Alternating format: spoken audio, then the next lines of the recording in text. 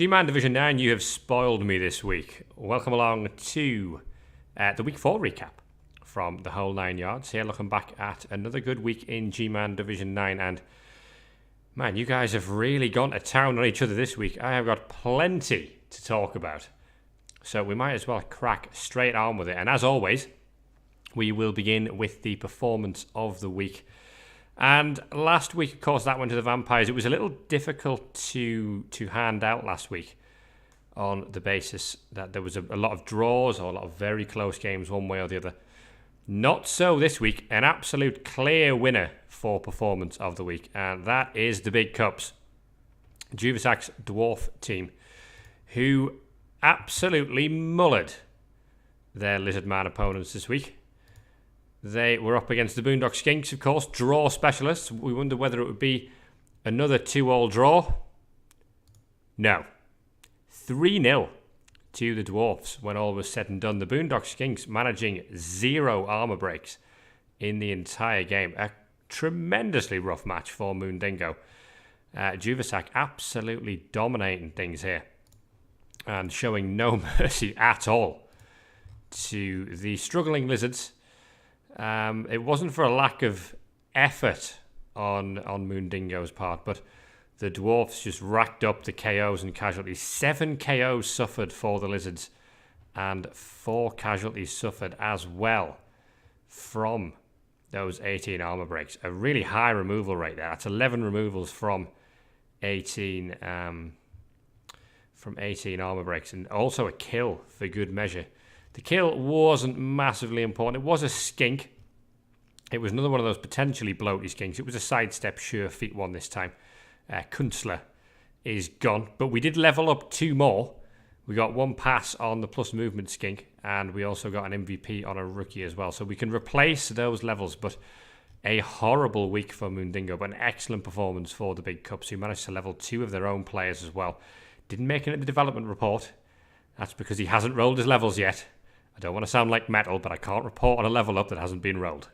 I do understand, though, that you tactically, sometimes it makes sense to keep those levels until the last minute, especially if they're something a little special. But a great week for the Big Cups, and it saw them go to the top of the table as well, as we'll see later in the show. Okay, then, moving on to the roundup of the results for Week 4. They were as follows. It was, would you believe it, a draw for Sneaky Blinders. Bloody Mary Queens 1, Sneaky Blinders 1, and Aromasin has managed to make it 4 out of 4 in terms of draws. Can he win? Can he lose? Who knows? But it's actually a 3rd straight tie for Soulforged as well. So if anyone was ever going to back a draw, we probably should have backed a draw for that game. Elsewhere, Chosen of Papanurgle 1, Sabertooth Vag 3.0 1. And of course, that's between 2 of the teams towards the top end of the division. So honours even at the end of that one. But it wasn't without a few casualties for the Wood Elves. Again, we'll come back to that later in the show. Quiguanas 2, Shock and Gore 1. A first win of the season for the Lizards.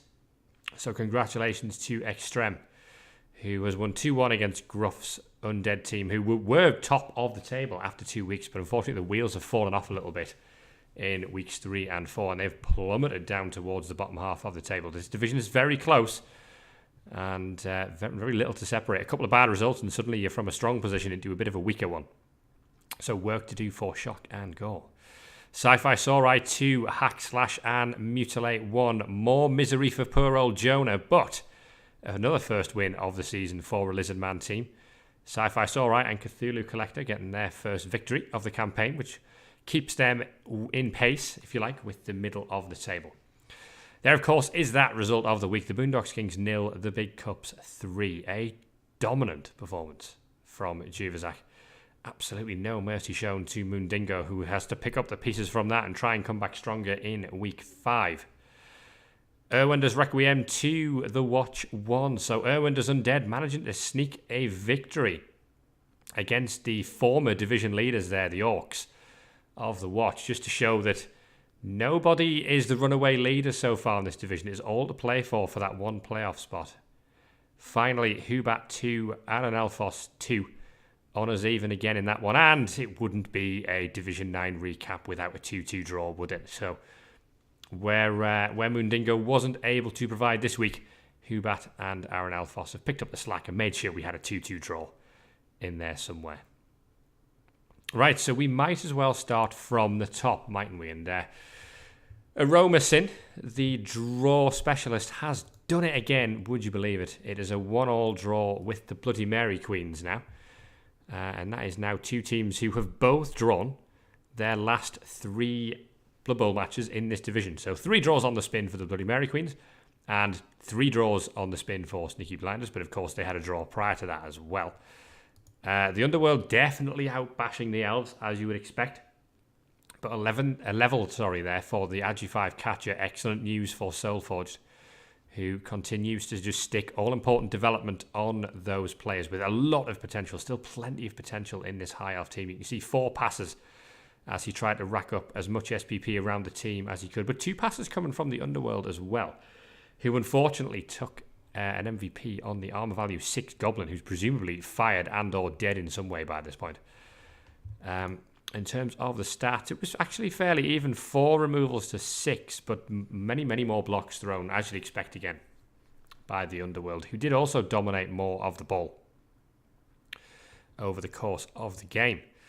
So not really a result that does a lot of favours for either team. It'll just keep them around that middle to lower part of the table. Does mean, of course, that they are both still unbeaten. But as I've said in the past, sometimes 1 win, or in fact all the time, 1 win is better than 2 draws, 3 points as opposed to 2 points. So it's still a challenge for both of these guys to start turning these ties into victories. Another draw to talk about, Chosen of Papanergal 1, Sabertooth Vaj 1. It was quite difficult to see which way this game was going to go, of course. The Nurgle team, coached by Lava Jackal, very much sort of far and away at this point the killiest team in the division, and that is not what a Wood Elf team wants to see. And it proved to be thus, because the Wood Elves suffering 2 deaths in this game. And they weren't the cheap players either. We'll come back to it later in the show here. A level 4 this War Dancer was good news, and again we'll come back to that because it was a good level that he rolled too, one to watch out for. But 21 armor breaks from Chosen of Papanergal there, compared to just 6 from the Wood Elves. That produced a whopping 6 KOs, 3 injuries and 2 kills. But MB Carmack was able to hang on for a draw, and in those sort of games, if you can just not lose, not only do you get yourself a point, but you deny one of your rivals 2. So well done to MB Carmack for managing to managing to avoid defeat there, despite, by the looks of things, most things going against him there in Lava Jackal's home stadium. A level 4 the Beast of Nurgle 2, which, would you believe it, we'll also revisit later in the show. Match 3 for the week was Quiguanas 2, Shock and Gore 1, and a first win of the season for Extreme and his Lizardman team. So congratulations to him. As we said, the Undead made a relatively strong start with a draw and a win, but it's 2 defeats for them now over the past 2 weeks. So they have a little bit of work to do. Also suffered a death, and it was an important one too. Quiguanas, it was again a low armor break game, this one, as we see quite a bit in this division as the teams just develop up a little bit. But the Saurus here, managing to roll a level, is excellent news for the Lizardman team. And yeah, the Saurus are now coming along quite nicely on this team, you have to say. I think all 3 of the Lizard teams at the start of the season were possibly struggling for development on those Saurus. So the early part of the season was always going to be about picking up levels, trying to make sure those things stayed alive, because you don't want to lose one and have to start again.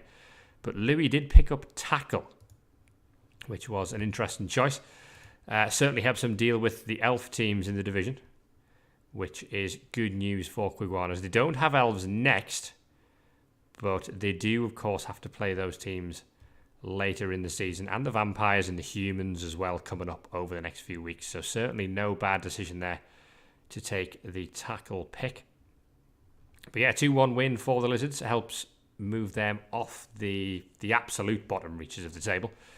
Although with everything being so close, They haven't moved too far as things stand, but still it keeps them in touch with the teams above them, and if they can keep a better run of form up, then it'll be good for them, and they might see themselves propelled up towards that top half. Okay, match 4 was another win for Lizards, and a 2-1 win this time for Cthulhu Collector, picking up that victory against Hack, Slash and Mutilate. Jonah now 3 defeats and a draw in his first 4 games. The Humans very much struggling and bottom of the table at this stage. A lot of armor breaks, producing a lot of removals in this one. So the Humans with very little answer to the onslaught of the Lizards, who have, of course, picked up quite a few Mighty Blow Saurus. Cthulhu Collector opting to go for the bashier approach as opposed to the control approach. And you can play Lizards either way, really. But Hugo here did level the guard lineman. He is missed next game, but also did manage to pick up block. So a guard block lineman, very, very useful indeed for a human team. And John Brunner there, the Saurus, I believe, picked up dodge, which is good news. We've got a lot of Blodge Saurus in this division, which is, of course, interesting. Once you end up getting break tackle on those things, or something equivalent, or maybe even stand firm, Blodge stand firm Saurus can prove to be a right pain for the lower strength teams who are not able to push them away, of course.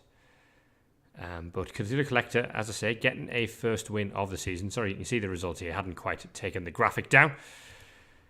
SPP, decent haul. We had 6 for Saltank Saw there and 6 for James Blish. The Humans with the touchdown on Pendragon, but to no avail, as we'll see later on when we get to the injury report, I'm afraid. But yeah, good win for Cthulhu Collector, and again, like Quiguana's, keeps him up to sort of pace with the mid-table pack. And another good result could see him leapfrog quite a few teams in week 5. Match 5, we've already covered, of course. The Boondock Skinks 0, the Big Cups 3. Something of a massacre. I mean, he didn't suffer too much in the way of permanent damage. Did lose 1 skink, as we said. But a great win for the Big Cups. And that means we can move straight on to a match that was close to winning the performance of the week, had it have not been that result for the Dwarfs. And Erwinder's Requiem get a 2-1 win over the former division leaders, the Watch, coached by Alzir. Here is the report. Again, very, very low on armor breaks. Armor value 9 taken on. Armor value 8 and 9 generally. And of course 8 on this Ghoul as well, for good measure. But that is a good win for Erwinder, who I believe benefited from a blitz in the first half of this game, which allowed him to put the Orcs on the back foot. The Orcs struggling for removals. You can see just a 1 KO and no casualties at all in this game. And this match also features the Player of the Week. So congratulations to Erwinder, who picks up this award. Charles-Francois Teppers, the Ghoul, who was block tackle, picked up more SPP than any other player this week, with a total of 8, managing 2 touchdowns and 1 casualty. There was a few players who double touchdown this week for 6, but that casualty for the Ghoul as well, managing to injure an Orc, no less, meaning that he got 8 and picks up the award for this week. So, generally speaking, it's been shared around. The Orcs have 2 of these, but over the past few, or I guess in a couple of other weeks, it's not been the Orcs. Although, having said that, I was made aware by Erwinder this week. He just dropped me a Reddit message after the game to let me know about the equalising touchdown for the Orcs in this game, which was something rather special. There was a blitz in the first half that allowed Erwinder to nick the ball and score on the Orc drive, which of course meant that Alzir had it all to do with about 4 turns to equalise. Just actually going to load this one up in the background for you now.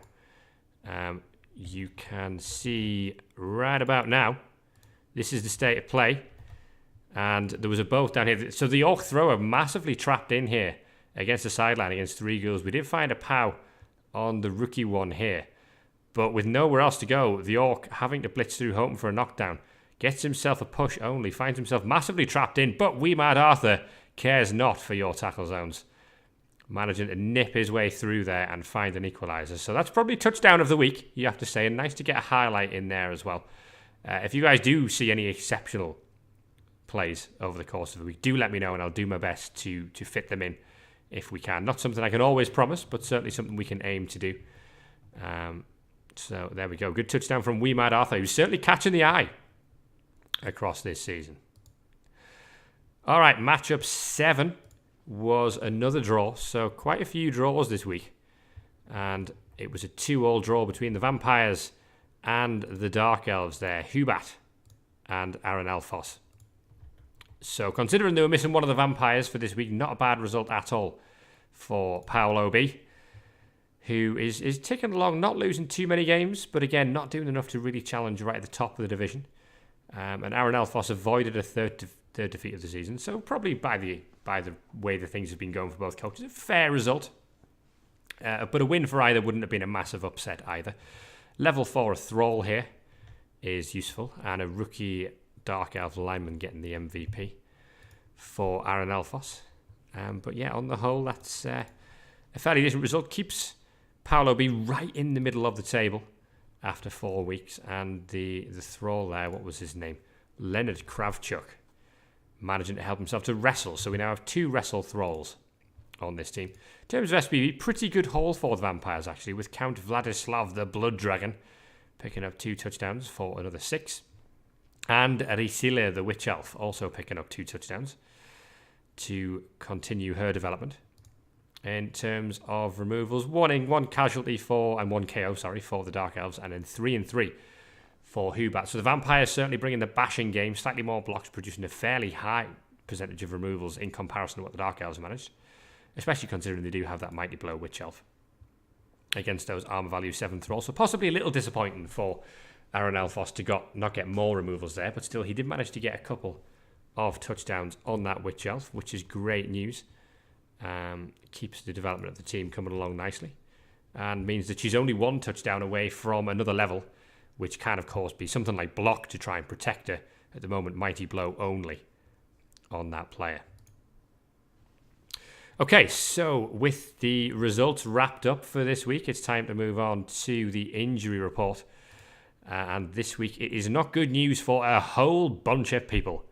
So we will start off with the guy who's having a worse season than everybody else up to this point, and it's Jonah from Hack Slash and Mutilate. Now, the problem we've got this week is that we can't actually show you any of the injuries because it's all deaths. We have had a record week for deaths here in GMAN Division 9 with a total of 5.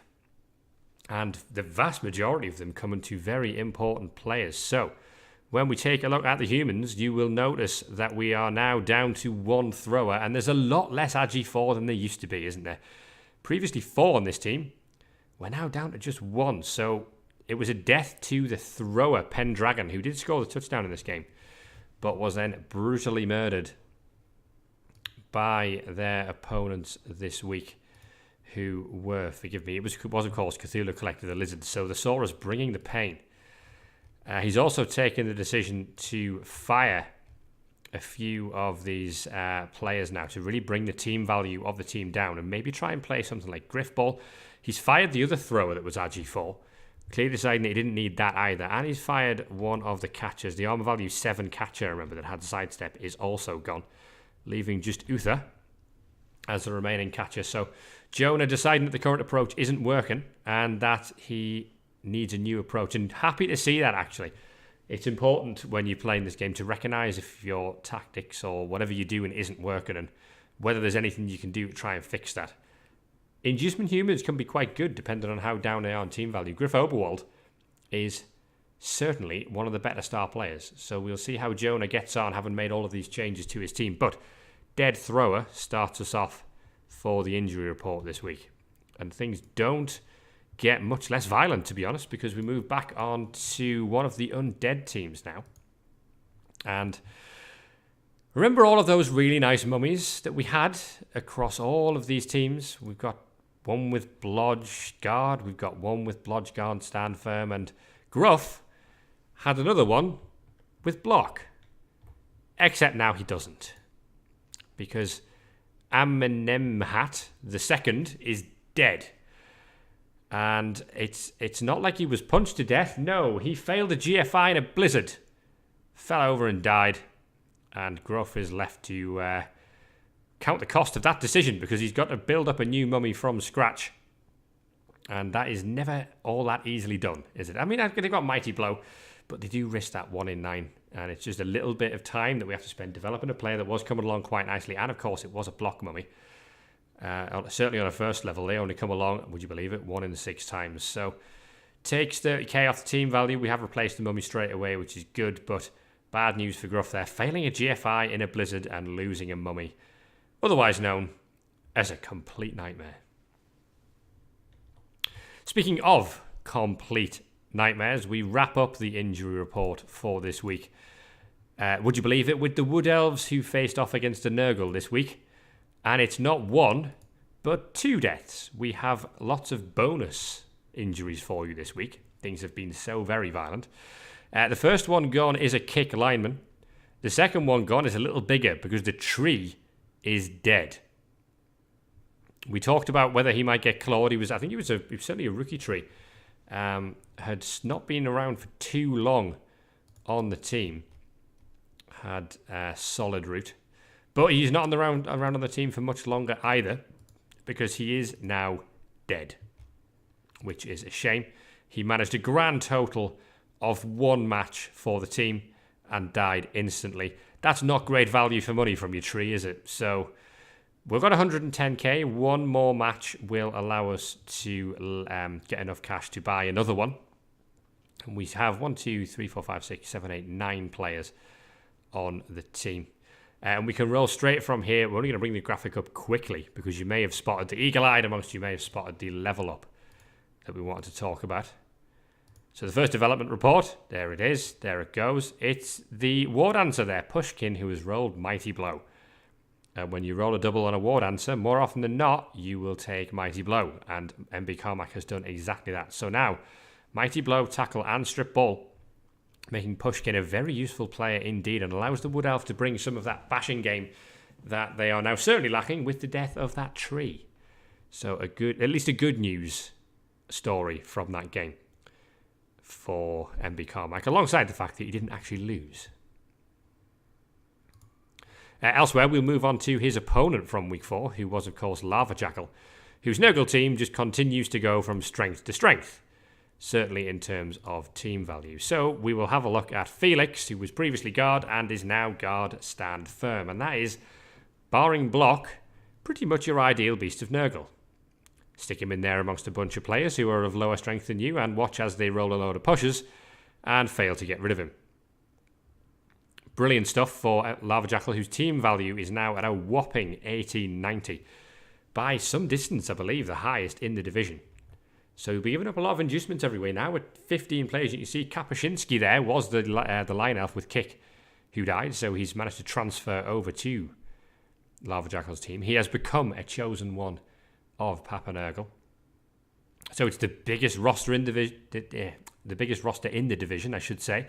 The biggest team value in the division. And we have 2 Nurgle warriors who are within a touchdown and a casualty of more levels. So things for Lava Jackal's opponents only going to go from bad to worse. Someone needs to do something about this if we possibly can, because this Nurgle team are really starting to get into their stride. We have a guard rotter too, and a dirty player as well. A new rookie Pestigore, Gandalf Mark II, also on the team. So potential to develop him into possibly a ball-sacking player. We don't have one of them on this Nurgle team yet, but we are very much designed to kill, and so far, it's doing enough. All right, the final player from this week's development report is actually our player of the week, no less. It is Charles-Francois Tepers, the Ghoul, who plays for Erwinder's Requiem. Here he is. So he was previously Blodge, he then became Blodge Tackle, and he is now Blodge Tackle Strip Ball. So almost the usual ball sacking Ghoul. Normally you would see Wrestle Tackle Strip as being the ideal ball sacking Ghoul, but block tackle strip certainly means that he can't fall over quite as much. So it's not like block isn't a useful skill. It just means that on the both down, you might want to roll a double for Juggernaut on this player, so that when you roll a both down skull or a double both down, you're not forced to use a reroll. Instead, you can just activate Juggernaut and strip the ball that way. But ideally, it's a little bit of a way to 51 SPP, but if we can get Juggernaut next on that player, if he can roll a double, then that would make him actually a very good player. Okay, so that is it for the development report. And that means that we are going to move on to a new segment. And the new segment is the form guide. So this is just going to come in just prior to the fixtures for the following week. And all I'm looking to do, now that we've had a few weeks of the season, is highlight those teams who you don't really want to be coming up against, or maybe you do because they're struggling for results. So you can see the teams at the top there in the 3 best form are Chosen of Papanergal, the Big Cups, and the Watch.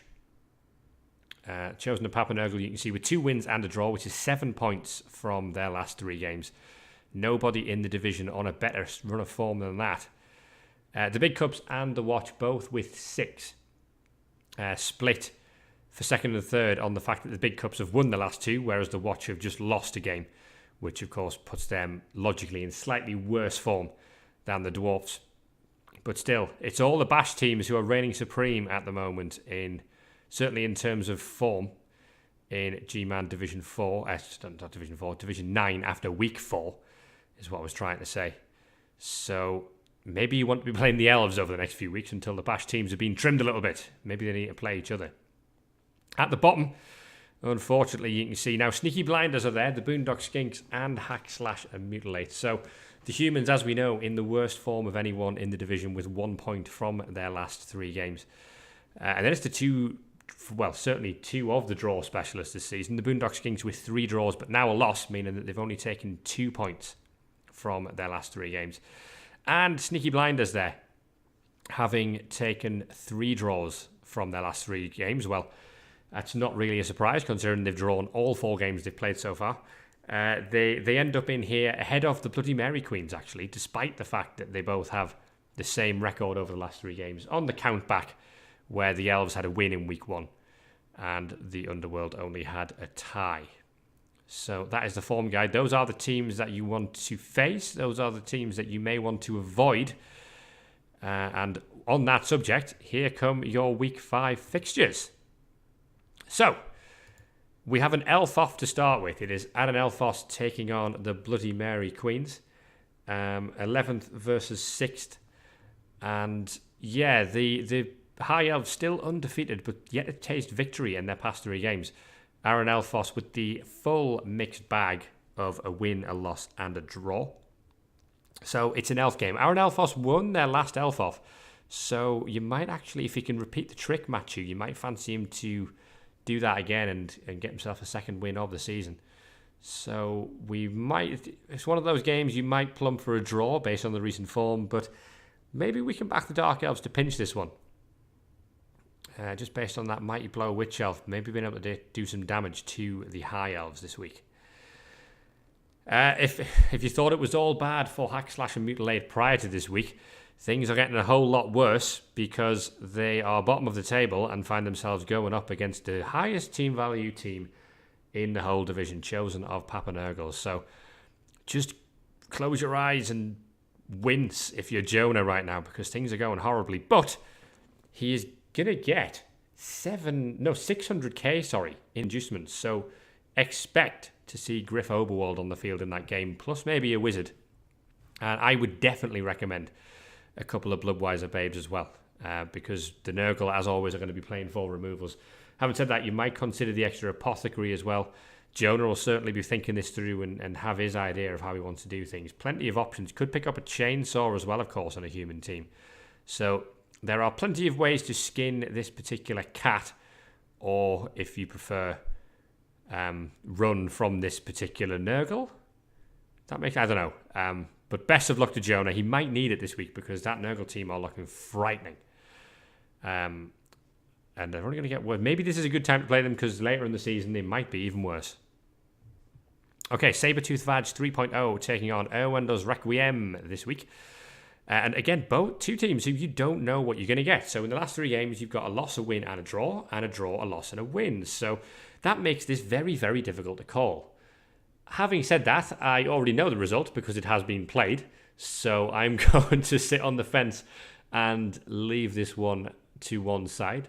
It seems a little bit like cheating to predict matches where you know the result, right? So we will glaze over that one. But 4th versus 5th means it certainly should be a close game. All right, Shock and Gore get the joy of taking on the mixed bag Vampires, if you like. Again, it's a loss, a draw, and a win in their last 3 games, or a loss, a win, and a draw, to put it in the right order. Shock and Gore, currently the wheels have fallen off a little bit with a win and 2 defeats. Actually, there's an argument to say that they should have gone into the form guide with 2 defeats in the last 2 games and only 3 points ahead of Sneaky Blinders. But they missed out because perhaps laziness on my part, I don't know, or just an incorrect mistake. But it's not gone well for Gruff, and he's... but at the same time, he's got a new mummy, and he gets a whole lot of armor value 7 thralls to punch, which is good for the mummy, you have to say. Of course, agility 3 on those thralls means they're a bit less likely to successfully dodge away compared to if you were playing an elf team with armor value 7. But I actually quite fancy Shock and Gore to redeem things here. I think those mummies can tear through, and of course the Mighty Blow White they've got. With 3 Mighty Blow on the team, they can really start to tear through those vampires. So if they can just use their tackle on the White as well to try and deal with the vampires, they're in a good spot. And obviously beware the Hypno Gaze too. Sneaky Blinders are playing against Sci-Fi Saurai. That one's going to be a draw. Next. I kid. So Sneaky Blinders, as we know, have drawn every single game. Sci-Fi Saurai are another one. There's a whole bunch of them in this division of mixed bags who struggle to put together a solid run of form. So it's a draw, a loss, and a win. 1 of each across the last 3. The smart money, you have to say, would be on the draw. But if Cthulhu Collector's Mighty Blow can fire against all of those stunty players, then you have to say that he might have a chance of winning this one. Could be a tough game for Aromas in here, because of course those Skaven Blitzers are going to need plenty of assists to get blocks against Saurus, and you're going to need players alive to do that. Alright, the Big Cups taking on Quiguanas is game number 6, and having already seen the Big Cups massacre one Lizard team, it is very, very difficult. I feel like a bit of a fool to back against them again, or doing the same thing again. It's 1st versus 12th. Quiguanas with the usual draw, loss, and win in their last 3 games. But the Big Cups looking like they might be beginning to motor now. They've got a couple of levels to take ahead of this game. And one of those is on a blocker who can likely pick up Mighty Blow to go with his guard. So it would be a brave man to bet against Juvasac picking up another win and keeping himself at the top of the table. But you never know. If Extrem can produce another victory that he matched last week, or that he managed last week, then he can put himself right up into the mid-table. Finally, the Boondock Skinks taking on the Watch. So it was a very, very rough week for Moondingo last week. And things don't get any easier. He now gets to take on the former division leaders, the Watch, down in 3rd place now after that defeat to Erwander's Requiem in week 4.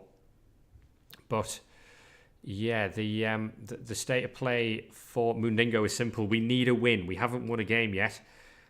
Is an Orc team the best place to get that for Lizards? Well, it's one of those matches that can really go either way. Both teams have strength 4 in abundance, of course, Saurus and Black Orcs. So it'll depend who wins that particular war of attrition on the front line.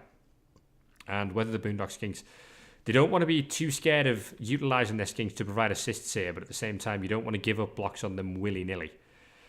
So overall, I think based on form and whatnot, you'd have to back the Orcs, but certainly not impossible for Moondingo. A draw might be a good result, to be fair, if he can manage it. So certainly best of luck to him in that game, but it's one of the teams in the good part of the form guide taking on one of the teams in the bad part, and you kind of have to back that one way, don't you?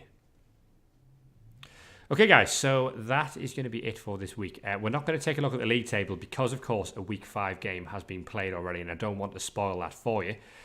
So we will wrap up this edition of the Whole 9 Yards here. Again, I hope you've enjoyed the show. And as I say, if you guys do see any particularly special plays like we saw from Wee Mad Arthur for the Watch this week, do give me a shout. I can't promise that I can put them all in the show, but I will certainly do my best to fit in the exceptional ones. And good luck to all of you in week 5. Keep those deaths coming. God, you guys really went to town on each other in week 4. And of course, we will be back maybe this time next week with the recap of week 5. So until then, have a good week, everyone, and we will catch you next time.